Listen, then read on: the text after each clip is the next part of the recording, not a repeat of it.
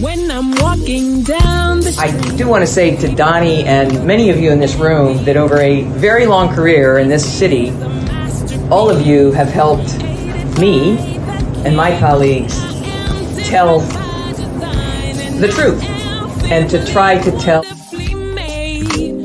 I may not look like you and you me, but my head up. I'm from South Carolina, so I just. What does this event mean to you, Miss Peggy Moss? Oh, my heart. Happy 20th anniversary. My heart is about loving up on my sisters. Do you know what it feels like to have your sisters in the room? Done. And dare to be different and unique. I'm gonna be the best me I can be by letting His glory shine through. I am beautiful, I am blessed, but not just what you see in the flesh. I'm free from people, free from myself. There's a the doctor lived next door to the janitor, to the reverend, and the lawyer. We were together. Now we get so high and mighty that you create stress for your society because you don't like poor black folks either. That's a health problem. Get yourself together so I can stop being taking care of geriatric people and get back to pediatrics. I thank you, Doni, for all you've done. Let's keep doing it all the more. letting His glory shine through. Dare to be you, dare to be me, dare to be different and unique. I'm gonna be the best me I can be by letting His glory shine through. And I dare you, I dare you, I dare you to be you. We read in the papers and hear on the air of killing and stealing and crime everywhere. We sigh and we say as we notice the trend. This younger generation, oh, where will it end? But can we be sure that it's their fault alone? Are we less guilty who place in their way so many things that lead them astray? Too much money, too much idle time, too many movies of passion and crime, too many books not fit to be read, too much evil in what they hear said, too many children encouraged to roam, and too many parents who won't stay at home. Kids don't write the movies, they don't write the books, they don't paint gay pictures of gangsters and crooks, they don't make the liquor, they don't make the laws, they don't make the cars, they don't make the bars, they don't make the drugs that muddle the brain. It's all done by older folk, greedy for gain. Delinquent teenagers, oh, how we condemn the sins of the nation. We blame on them. But by the laws of the blameless, the Savior made known who is there amongst you to cast the first stone. For in so many cases, it's sad, but it's true. The title delinquent fits older folk too.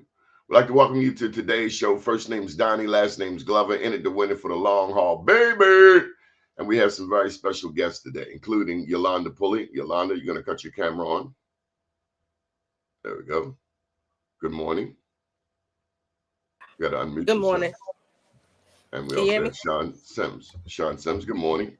Good morning. Can you hear me okay? Loud and clear, loud and clear. Okay. So, happy 2024 to both of you. Thank you for your advocacy in the community. Yolanda, you want to introduce yourself? Sure. I am Yolanda Pulley. My organization is called People Empowered by Struggle. We are a one-stop shop for all struggle. I'm also a mayoral candidate. And just like with our organization, we always say in order to understand the people, you have to be one of them. So it's not much to Yolanda except for I am here to serve and I am here to help. And you're running for mayor? Yes. Congratulations. Sean Sims, you want to introduce yourself? Hello, everyone. My name is Sean Sims. I'm the host of the podcast, The Outsiders. And we've been on for about a little over a year now. Started off with WMEG Online Radio.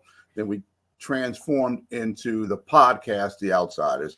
And we give the people the inside information on what's going on, not only locally in Baltimore, the state of Maryland, but also throughout the country and my contacts that I have all over. So the Outsiders podcast.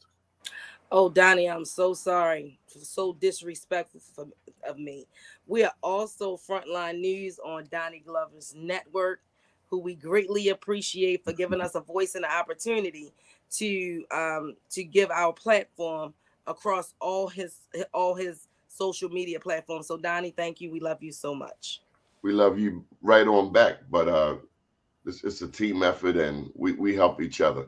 So let's just get straight to the jugular. Did you see the news that Baltimore's murder rate for 2023 fell below 300 for the first time in years? Yep. Yes, I saw that, and it's interesting. Let's have some chivalry. Let's start with the Okay, ladies. ladies first. Ladies first.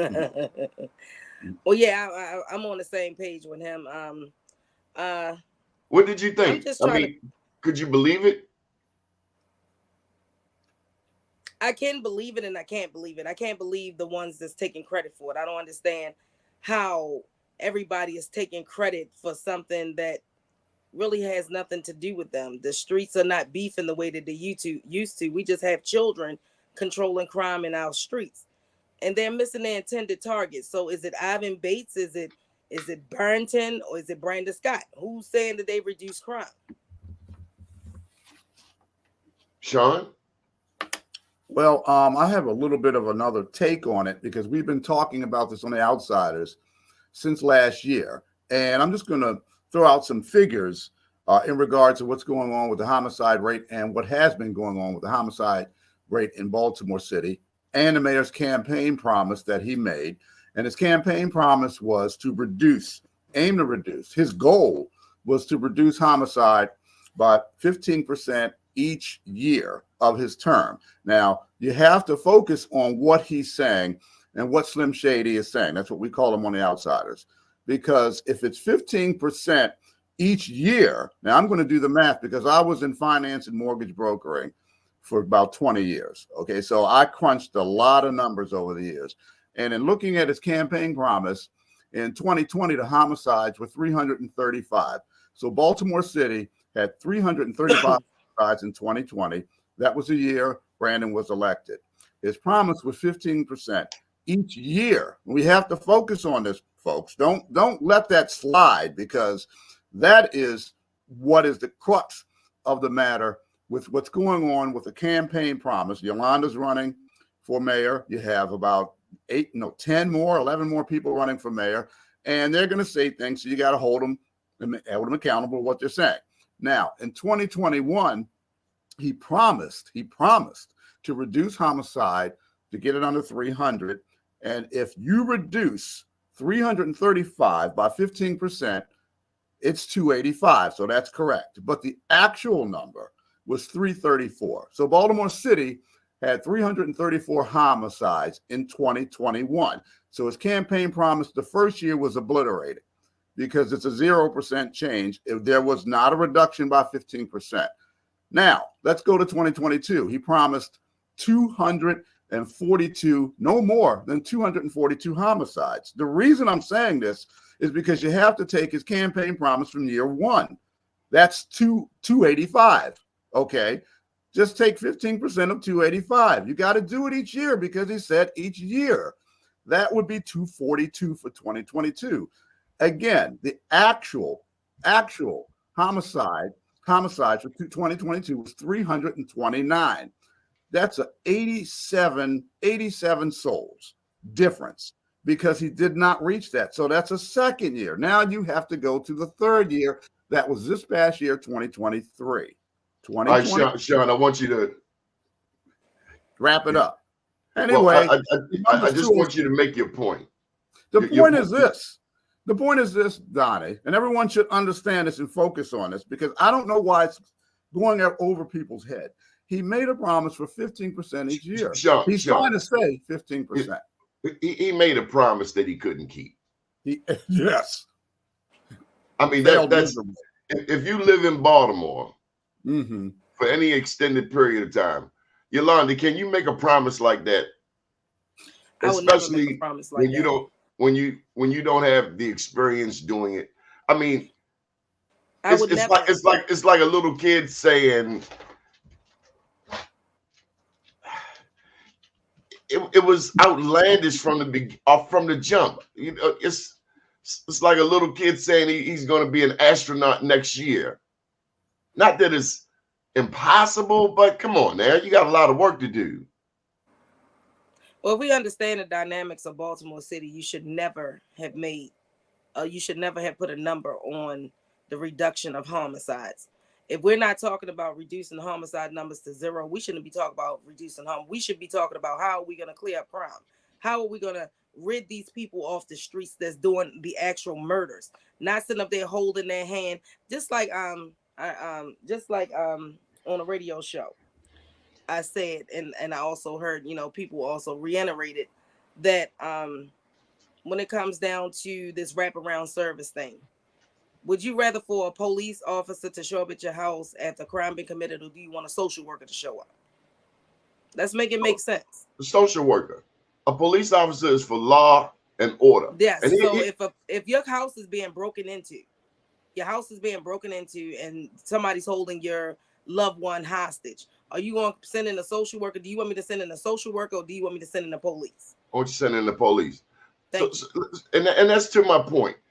Mm-hmm. When I've gone through these streets over the past 3 years, I've seen police officers, with all due respect to law enforcement, but there's still this residual effect from Freddie Gray and the consent decree. I see police sitting in their cars.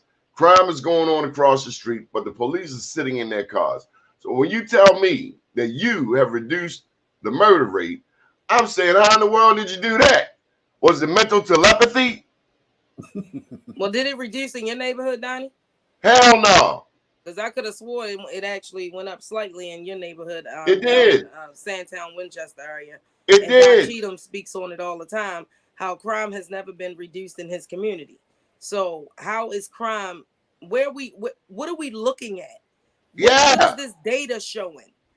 What areas are you looking at? Because that's the area that they said that they was going to reduce crime into and then move on to other areas. And I don't see where it's actually happening. If I still see the same, just like you said, police officers sitting in cars, I still see people going into that little drug spot, coming out, selling their stuff to get high. I still see people nodding everywhere. I still hear about carjacking, shootings, robberies, and little old ladies getting hit over the head. So where are we reducing crime at?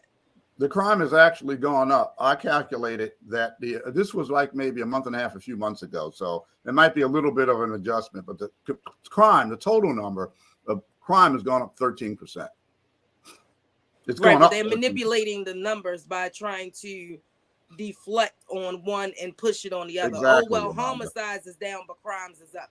Oh, well, shootings is up, but murders are down. That does not make sense because shooting is nothing but a failed homicide. So that means that your person did not get their intended target the way that they want to. But we're touting numbers. And what are we doing with the individuals that was actually shot? Because now they're our potential shooters. What are we doing with them? You want to give them wraparound services and have them sit on the couch and talk to someone. In the back of my head, I'm thinking about retaliation. Let me tell you something else. Them damn bike lanes have added to the violence in Baltimore. North Avenue, agree with that, Doni. North Avenue and Mount Royal, single lane traffic backed up from North and Mount Royal all the way back to Fulton Avenue. By the time a person finally gets on 83, no wonder they want to run somebody over because they're angry. They're angry because they're paying top dollar for car insurance only to be held hostage on North Avenue because somebody got one damn lane of traffic and they got a whole lane over there. And for a bus that comes once every half hour, for a bike that is not there, and you're angry. Exactly. Because it's ridiculous. You have one bike lane, you have a group of people holding the city hostage, basically, with these bike lanes. And what's going on Gwynns Falls Parkway? I grew up off of Gwynns Falls Parkway. I went to Coppin State. I graduated from Coppin State. And to see what's going on Gwynns Falls Parkway is insane. That's crazy. One bike lane on Gwynns Falls Parkway. I And let me avoid that get back. area by any means necessary. I live up in Yeah. this area. I live up in this area, and I will not. Me and Jason actually did a ride through on purpose, and we said we're going to see how long it's going to take us. It wasn't even rush hour traffic, and from what is the bottom down there off of Wabash. When we pass Wabash, that next light. What is that next light? Well, anyway, we're sitting right there. We're sitting right there for almost 10 minutes trying to get up to Hilton. It took us almost 10 minutes to get on that little street. It used to take us like 2 to 3 minutes, and now that's a 7-minute extra wait. How does that even make sense? What about 29th Street? Oh no. Oh, it's yeah. so many accidents over there. I get so many calls about 29th Street is unreal. And I basically tell them, you have to call City Hall, sweetheart. You have to call and file a complaint with City Hall because it's nothing that I can do because it's amended into the charter. It's amended into the charter. Why would that even be a charter thing? Like, why would we even make this a thing that bike lanes are required in Baltimore City when you don't see anybody riding a bike? Do you Lawrence feel Bell, like my buddy. Lawrence Bell, my buddy Lawrence Bell, he's been fighting this with Linda Batts and Mary Hughes, friends of mine as well, and they're putting up a good fight. And I think that in time that this situation is going to be remedied in favor of the people. Well, it needs to be in favor of the people. Do you feel like black people in a majority black city like Baltimore, with a majority of black elected officials, do you feel like black people are still disrespected? Yes, very much so. As a matter of fact, the city seems to have, I mean, I went to Nashville once and I was amazed. I spent a little time down there and I was Good morning, amazed. Alexis. Good morning, Byron. I was amazed at how unsegregated Nashville, Tennessee was compared to Baltimore. As two Baltimores, and that should not be. And I do believe that the elected officials do not give the citizens the respect that they deserve. They do whatever they want. They have an ongoing thing going on with James Torrance, city councilman, because he's been pushing these bike lanes. So the disrespect that they have for the citizens of Baltimore City, for the black citizens, is definitely there. Yeah, and another thing, Donnie, is that they don't respect our no. When we say no, we mean no. And if people understand city council and the people, and if we understand the dynamics of how it's actually supposed to work, then it's our job as citizens to take our concerns to our council person, and they're supposed to fight for it. It's not City Hall's job to create laws for us and think that we're supposed to just go along with it, and you didn't even ask us. That's totally disrespectful. But I get it. The majority of black people don't own houses in the city, so they don't consider us taxpayers, so they're not afraid of us. That's where the problem is.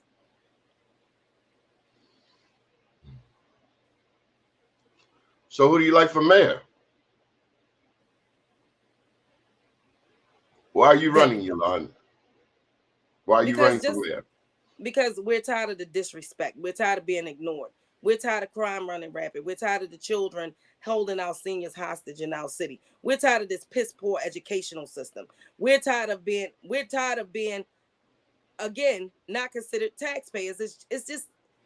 It's racism all over again. When we used to have to, it used to be a requirement in order for you to vote, you had to own property. Now, in order for you to be considered a taxpayer, I mean, a respected citizen in our city, you have to own property, or they do not listen to us.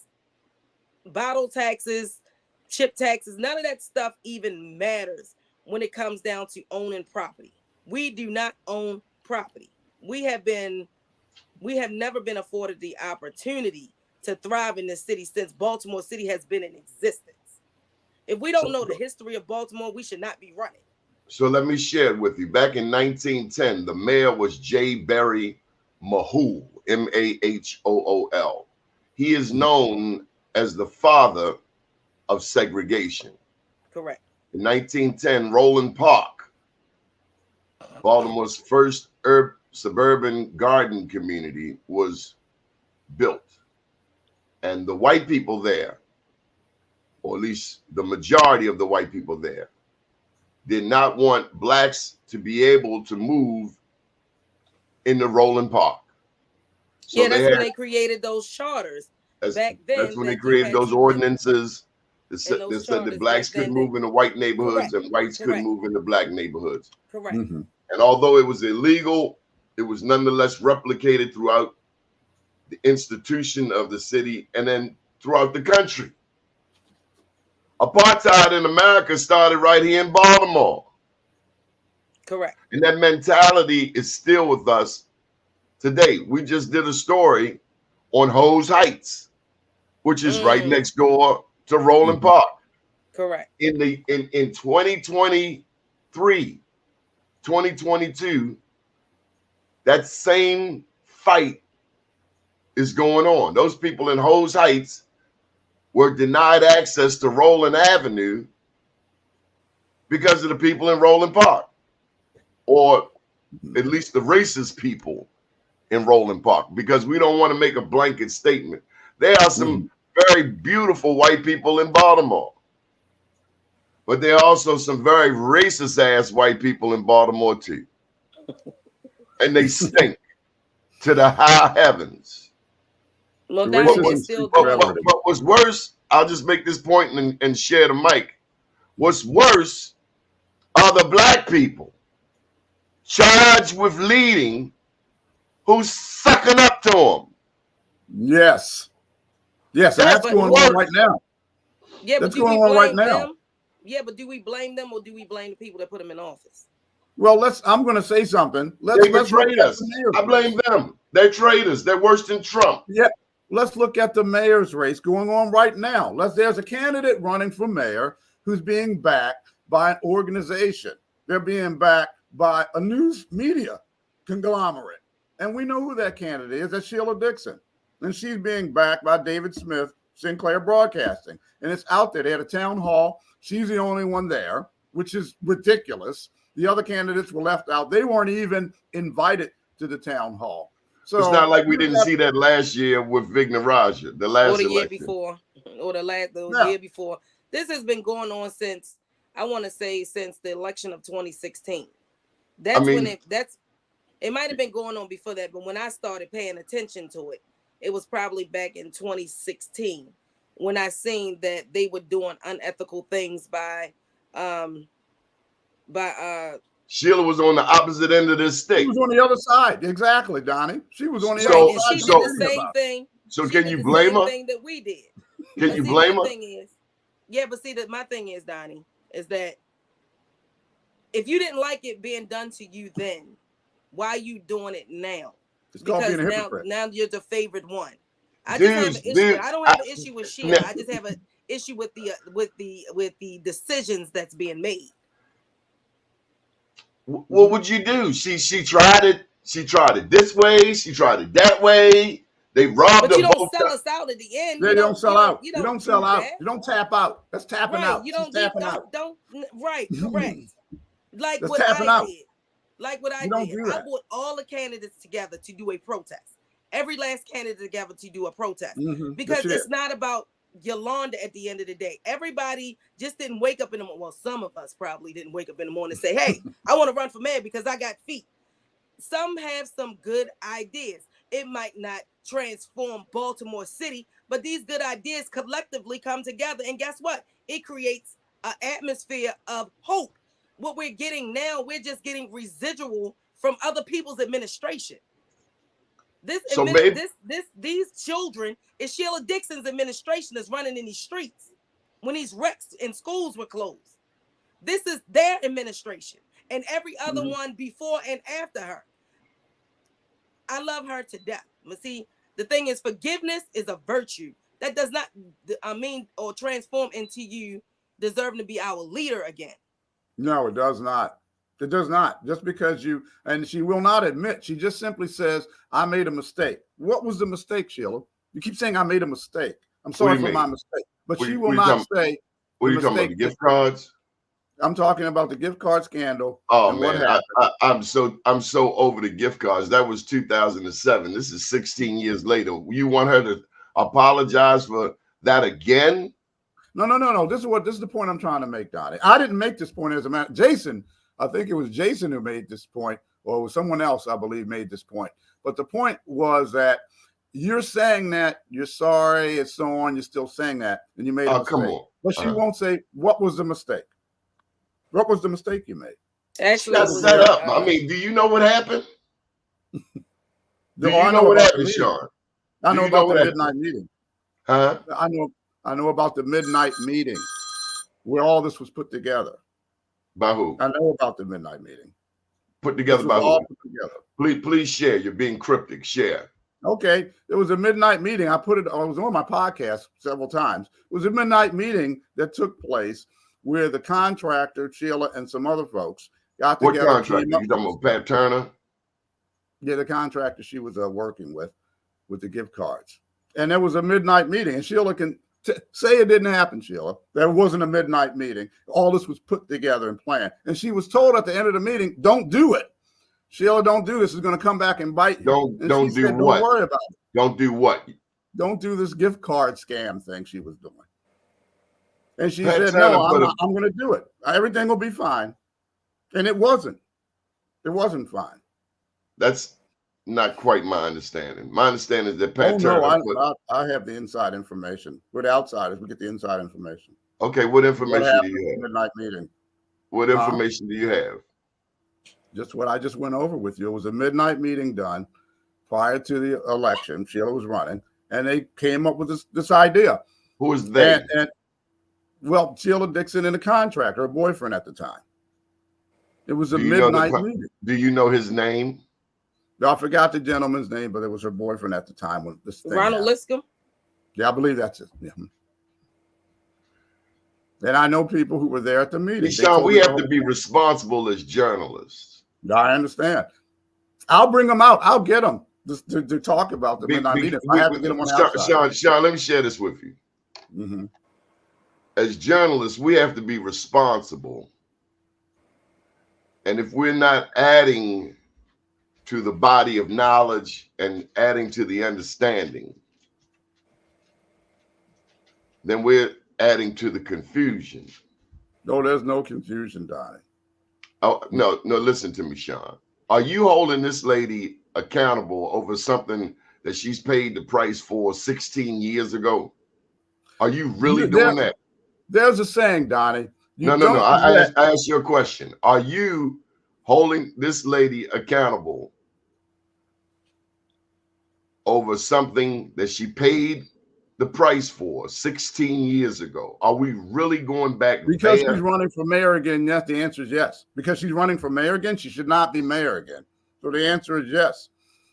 You're talking about being forgiven. Okay, you're forgiven. Move on. You don't let the rooster back in, or the fox back into the hen house. And that's what I'm saying. Yes, and I'm standing on that, not moving. And people are telling me the same thing. Who do you like for mayor? Because I saw you at the town hall meeting, and you did not say that to her when you had the opportunity. She was right there in your face. If anything, you asked her a question about something else.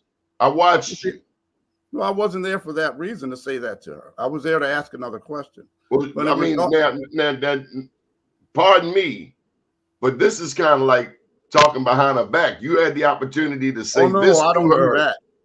You had the opportunity to say this to her right there at that town hall meeting over that Metropolitan Church, and you talked about something totally different. Now, I have to wonder about you. Well, here's the thing, Donnie. You don't have to wonder about me. Are you a Christian?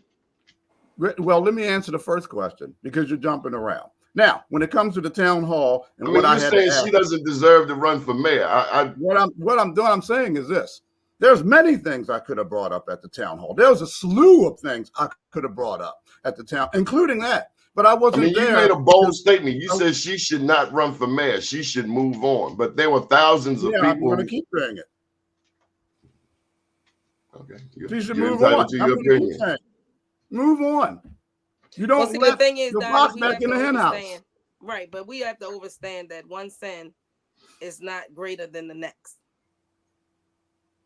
I understand all that. My grandfather Who was a wasn't pastor of raised the in church. Cherry Hill? Everybody was raised in Cherry Hill. I was raised Donald in Trump is about to become the Republican nominee for president, and his sins were much more egregious than hers. This man caused an insurrection, and these white people support him to the high hills. But we criticize and critique our own and throw them straight under the bus. But these white people that support Donald Trump are putting him in position to become president again. So I That's because just they see a want bit the of a double standard there, Sean. That's all I'm saying. it's a different mentality. They No, I want understand what you're racism to saying, be Donnie. prevalent in our country. We don't want the nonsense in our city. We have to start somewhere. And the thing is, Donnie, and if we're all looking at it biblically, one sin is not greater than the next.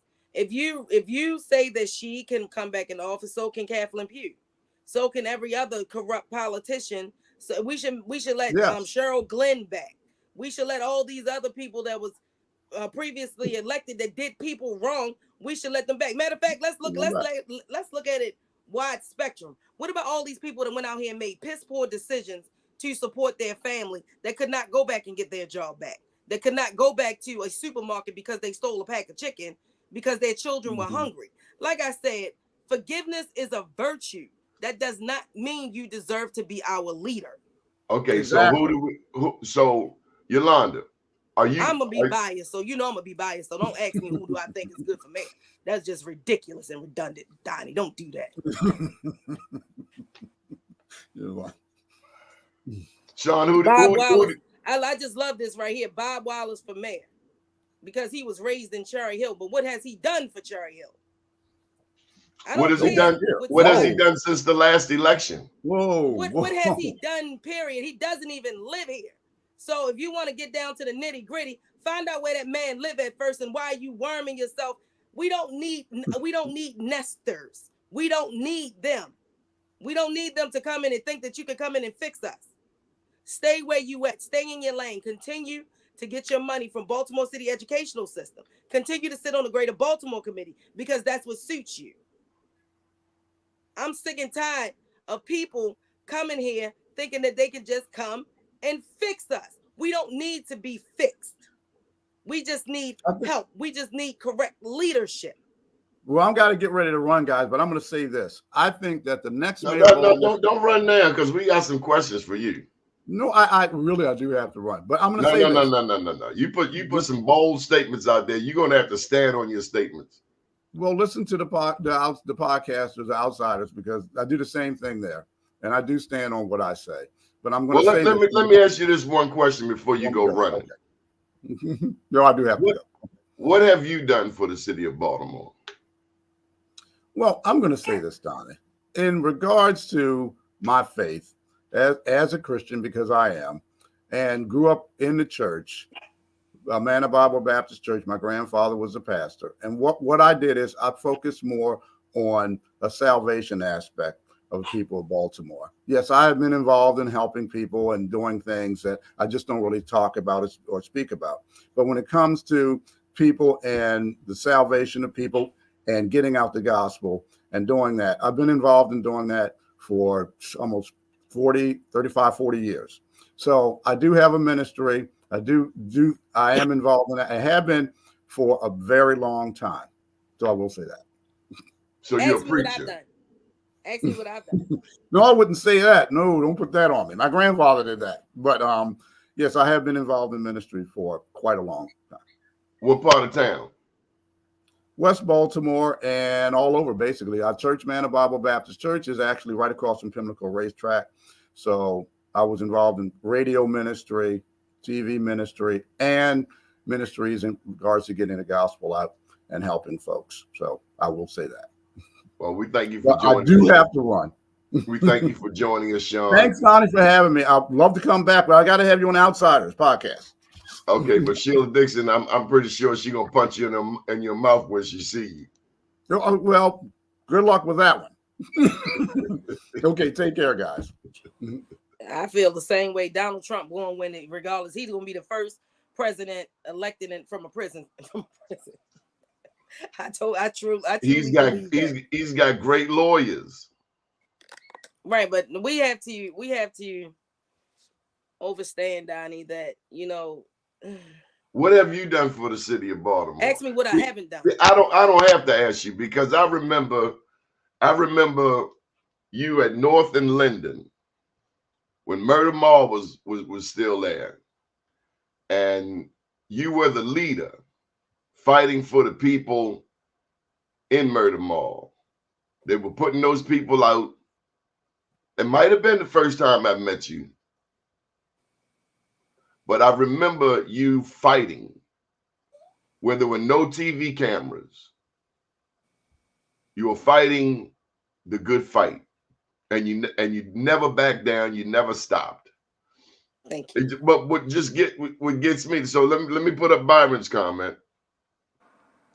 I'm not knocking anybody's dream. I think the lady actually won the election, and I think they robbed her a couple of times in broad daylight. Sheila running for mayor over and over again is sad for her and very sad for Baltimore if she wins. Wow. The city needs a real growth plan for the future. Okay. So I'll tell you who I have seen out there. I've seen you out there. I've seen Vic Raj out there over the past 3 years, but I really haven't seen Bob Wallace over the past 3 years. And it's hard to get excited. See somebody that's absent. He doesn't live here. I respect the fact he that says he lives down there by Peabody.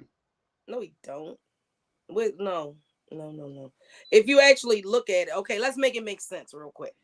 So you're saying that you live in Mount Vernon, where your business is, where you employ over 100 people. Make sense now. So your wife don't mind getting up, looking at these 100 people while she getting dressed to go along with her daily life, or going downstairs. She can't go downstairs in a robe to get a cup of coffee because it's people that's working downstairs that you consider a business and your residents. I'm just saying. And this is not hearsay. This is facts. He used that address as his business. He uses that address as his place of residency. So do you have employees, or do you just have a jar of jelly sitting in the refrigerator? Or one big ass family? Maybe the 100 people is his family. I don't know. Maybe that's his brothers, his cousins, his nieces, his nephews. It's a lot going on with that dynamic. Like I said, I'm tired of people coming in and lying. Me too. To us. Me They're too. lying to us. They're making these grave stories up. I'm sick and tired of that. And then the decisions that they make and the decisions that voters make affect all of us for the next 4 years. We have to choose who choose us. And please drop this false, fake narrative of a qualified, experienced candidate. It's no such thing. I take competency over any of these things. We need competent leadership.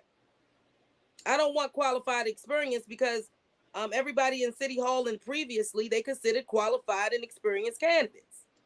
They got us the gun task trace force or whatever they call. Then they got us the jump out boys. Let's talk about that. Let's talk about that. You feel lied to. I feel lied to. And everybody, politicians. It's deception. It's the deception. And people should be criminally charged because this is theft by deception. You're robbing us. There's no criminal charges for these people to come in and screw our life over for 4 years. It's no consequences for your actions to come in and screw us over for 4 years and say, oh, well, I'm just so big-headed. Like I got a bobblehead. I got a Bratz doll head. And I just feel like I saved the city and I'm going to run again. Come on now, Donnie. Let me say this. When Freddie Gray happened and the consent decree came on, for once in our life, the police were held accountable. Not saying the way it was done was right or the way they attempted to do has actually worked. But for the first time in our life, we saw the police being held accountable because you know, there have been times when people, if you get locked up and you tell the police where a gun is, then you can get out of that charge. Or where the gun trace task force was taking the dope boys' money. Or we was knockers. victimized in Madison Park by them. And they was the ones that they raided my house over 8-9 times. For what? We were victims of Donato. Donato got in good with him and this security guard named Kurt Kluver at the time, who's now arrested for a whole bunch of charges. But he used to lie on people because Shelby Kaplan, the owner, said, get rid of these people by any means necessary, especially Yolanda Pulley. So Kurt Kluver and Donato got together and started saying, you know, we were king and queen pins living in Madison Park. Make it make sense.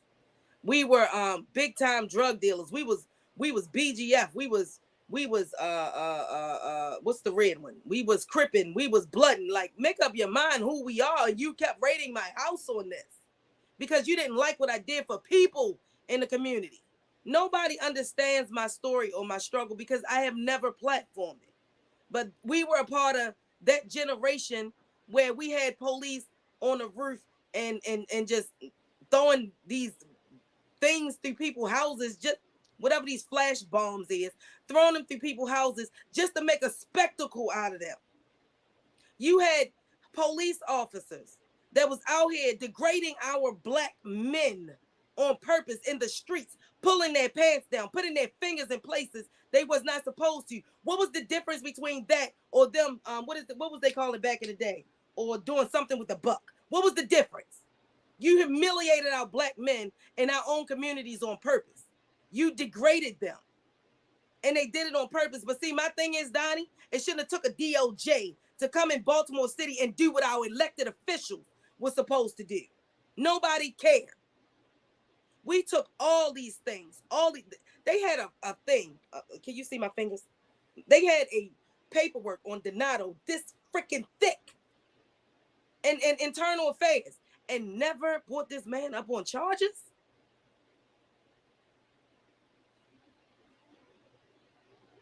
And you wonder why I'm so passionate and why I fight so hard. Because we deserve better. And I should not convince black people they deserve better. But I understand we still suffer with Stockholm syndrome. What was it called? What was that thing called, Donnie, back in the day? That the breaking the buck. Breaking the buck. Yeah. That's what it was called. What was the difference between that and what these officers was out here doing to our black men? No to difference. Degrade them, to take away their dignity, to make them feel disrespected on purpose, to make women look at them a certain kind of way. It was still to disenfranchise the black man from the house because all of a sudden, now the thing is that what did it do? It broke the household. It made women disrespect men.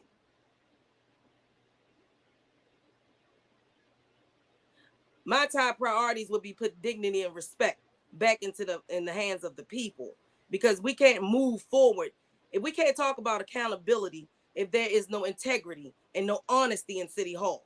So my top priorities would to be, one, reconnect people back to the government, because they're our lifeline when we supposed to need a helping hand, and that's not what we're getting. We have more people geared towards business than people, and then wonder why we're not thriving.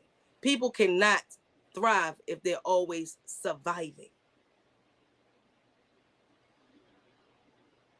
But I can reach out to you, Mr. Byron. It's a lot. I have a very well detailed platform that, we don't want to take up all Mr. Donnie Glover's time. No. He asked you a question, and it's actually a statement. I'm just glad that he said that, because I just wrote a statement about that just yesterday. Because I just keep, I keep revamping my statement. How can people reach you, Yolanda? You can reach me. You can call me, because guess what? Yolanda's always accessible through running for mayor or what's your phone number? By the struggle. It's 443-355-8014. And I said, as mayor, my top priorities would to revolve around restoring the core values of honesty and integrity respected within our community, the fundamental principles that are the pillar upon which we a thriving society was built. By nurturing an environment of transparency and responsibility, I aim to rebuild the trust between the community and its leader. Additionally, I would prioritize initiatives that promote inclusively diversity and empathy, ensuring that every individual feels valued and respected. By focusing on creating safe spaces and fostering a sense of belonging, we can empower our communities to thrive and reach their full potential. Together, we can build communities that not only embrace these principles, but also serve as a beacon of inspiration. That's what I plan on doing. What about education? Oh, Jesus Christ. Do we have time? Yeah. So, education is, if you ask me, it starts right there. It starts with the education. The failure to educate children leads to crime in the street. You cannot fix one without fixing the other. So, Do you feel like proper attention has been placed on education over the past several years? Do you think Dr. Santalisa has done a good job? Really, I was the first one to call for. We was the first ones to call for a resignation. 3.5 years ago, when we seen this coming down the pike, and nobody stood out there with us. Not one person running. Everybody thought we was crazy for calling her for a resignation then, and nobody stood out there with us. Nobody helped us. Nobody came, and we called everybody. We were looking for our what you call them people, our civil rights leaders. Matter of fact, I should have reached out to you, Doni. We called out for our civil rights leaders. We called out to the NAACP. We called everyone before we went on the news. But a picture has been painted that this lady is very competent. No, it's only one picture that's been painted, and that's the ones that's, to me, that has something to do with corruption. Because we can all see one thing and you see something totally different. That doesn't even make sense. If you have the majority saying that this woman has to go, that she is not, and all these people coming up, even, I don't agree with Fox 45, but they're the only ones, to be honest, besides you, that give black people a real voice to do their concerns. So unfortunately, that's why black people gravitate towards Fox 45. But they brought to light a lot of things. Ghost students, deceased students people still being paid. These are criminal acts. Why aren't RICO charges being brought against our educational system? We have to do what makes sense. You can't sit up there and talk about holding children accountable for crime when we have it sitting in our government. You can't talk about holding parents accountable for their children not showing up when you're getting paid for deceased students. So no, she has to go. The only ones that's saying that she should stay is who? Brandon Scott. And what's that white senator name? Bill Ferguson. Bill Ferguson. Oh, they gave her an award recently. They gave her that award last year, and you know what, Doni? I laughed so hard. They showed that on the television this week, that the award they gave her last year, and I almost fell out my chair, because it's like, what am I missing? Well, Doni, the system is working the way they want it to work. It's not working the way that we want it to work. So again, we have our children are reportedly unable to read and count. Doni, they reach out to me when these people, see, this is the thing. I don't platform people's pain. When these children come to them and they can't read, they reach out to Yolanda for Yolanda, and Yolanda, what can you do for them? So what do Yolanda do? Yolanda go find them a tutor that tutors these people for free, or for the bare minimum of what they would. It's not like a Sylvan Learning that's going to charge you $500, $600 a week. We have Blanca. But we have the highest per pupil expenditure,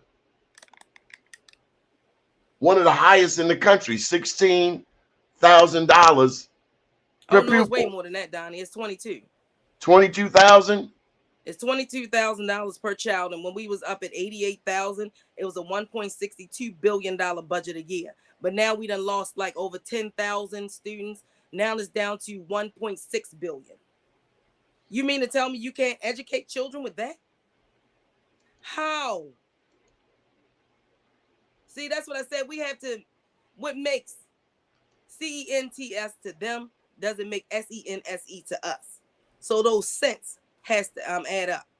And my father always told me, if it don't make sense, the damn sure ain't gonna make a dollar.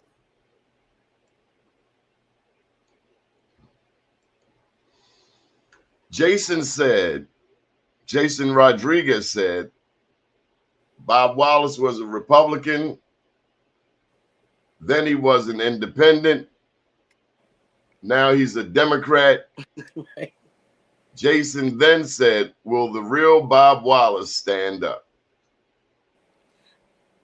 That is true. Like, we have too many people jumping political parties, so we don't understand what your approach would be. What are you gonna go in? I mean, deception. Still a form of deception. Are you gonna go in with a Republican agenda? Are you gonna go in with a Democratic agenda? Are you gonna go in with a bipartisan agenda? I don't understand. Or are you gonna go in with a liberal or progressive agenda? And where's the agenda for Black people? I'm the only one to have a Black agenda. Again. You want me to say it again? I'm the only one who has a Black agenda. I'm the only candidate talking about reparations for Black people through housing, because I understand why they are disrespecting our Black people, because we're not property owners. So if we make more people property owners, then guess what? We can have a little more lawsuits brought through Baltimore City that hold, because now we hold you accountable because we're taxpayers. It's our money that you're playing with, not you playing with our coins. So now we get to hold you accountable. So at the end of the day, I will make more home ownership in Baltimore City through reparations for Black people. $641 million came to Baltimore through the American Recovery Act. What would you have done with that money?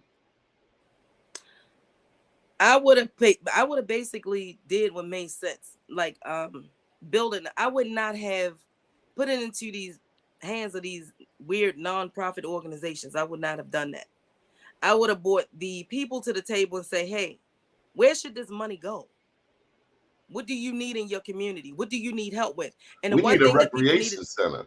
We need a community center in Sandtown. We need to bring back, and again, a part of my platform is that we're going to bring back multi-purpose centers. We need our multi-purpose centers back. The one-stop shop that was in all of our communities, where our mother would go in there and fill out for social services, and we can go in the back and play. We could do everything in that shop, in that place. We had conflict resolution in there. That's what we're going to put in there. Conflict resolution. Everything will be in there. We're also going to bring back the mental health facility that was taken away from us. These people can't continue to walk around with mental illness in our streets. Another part of a problem, because people with mental illness commit crime too, but they're not understanding what they're doing. So we have to hold them accountable. Or maybe they are. Maybe they do understand. Yeah, but see, what the thing is, we're going to make it make sense to us. In our show introduction, Dr. Zolikoff said that we don't like poor Black people. Wow. I love poor Black people. He says it's a health problem. Well, to be fair, it is. Because being poor is mental illness. So I get it. But now you look around the community and we have poor white people in the Black community. But you don't see them going after their communities the way you see them coming after ours.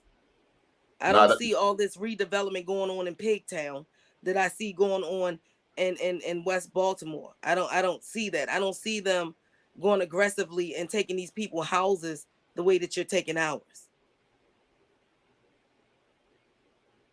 Matter of fact, I just rode through there the other day coming from my grandmother's house in Cherry Hill. And I said, why they don't come down here and take over this stuff?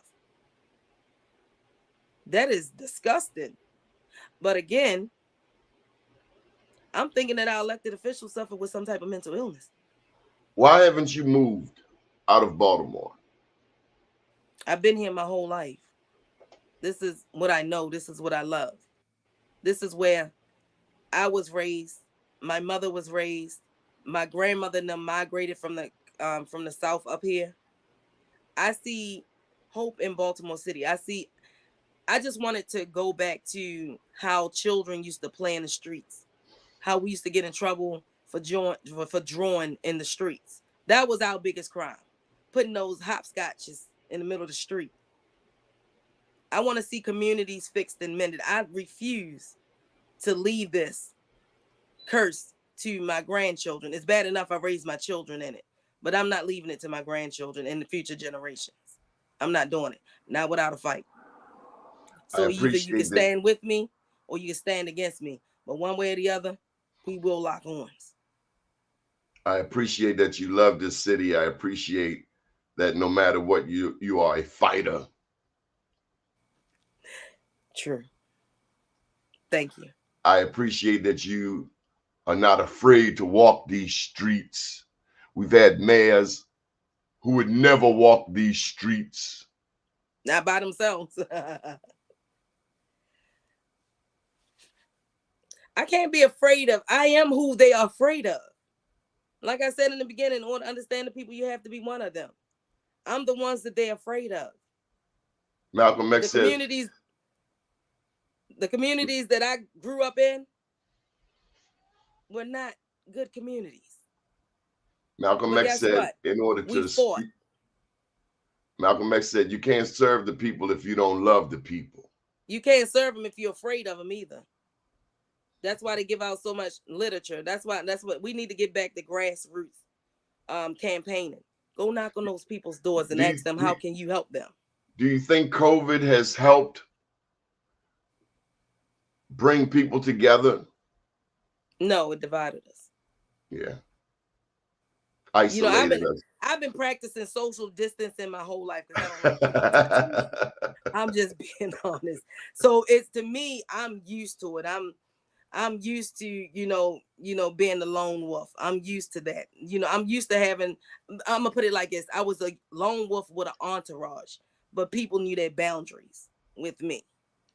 So no, it basically showed people how to cheat more, how to manipulate, how to make excuses for piss poor behavior, because you're saying that everything is open up, but every time I call a government office, everybody's still working from home.